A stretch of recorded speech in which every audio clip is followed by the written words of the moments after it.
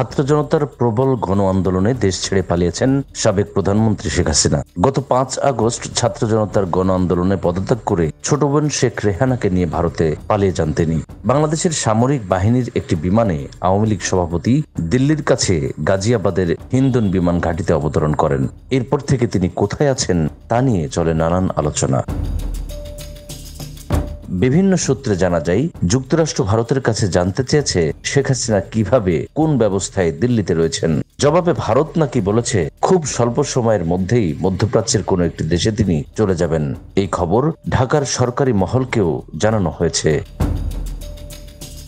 এদিকে শেখ হাসিনার সঙ্গে থাকা কূটনৈতিক পাসপোর্ট বাতিল করে দিয়েছে বাংলাদেশ সরকার। এ ধরনের পাসপোর্টধারীরা ভিসা ছাড়া ভারতে ৪৫ দিন বৈধভাবে থাকতে পারেন।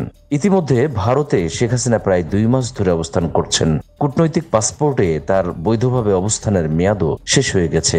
এখন তিনি কোন স্ট্যাটাসে দেশটিতে অবস্থান করছেন তা পরিষ্কার নয়। ভারতের পক্ষ থেকেও বিষয়টি খোলাসা করা হয়নি। একটি সূত্র বলছে, সম্প্রতি দিল্লিতে নিজামুদ্দিন আউলিয়ার দরগায় দেখা যায় নারায়ণগঞ্জের আলোচিত সাবেক সংসদ সদস্য শামীম ওসমানকে। সরকার পতনের পর দালালদের সহায়তায় ভারতে পালিয়ে যান আওয়ামী লীগের এই নেতা। সেখান থেকে সংযুক্ত আরব আমিরাতে পাড়ি দেন তিনি। শামীম ওসমানের ঘনিষ্ঠ অনুসারীদের মাধ্যমে জানা যায়, পরিবারের সদস্যদের পাশাপাশি ঘনিষ্ঠ অনুসারীদের দিয়ে পুনর্বাসনের চেষ্টা করছে ওসমান পরিবার।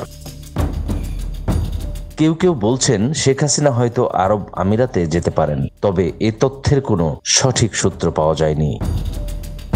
নিউজ ডেস্ক, আমাদের সময়।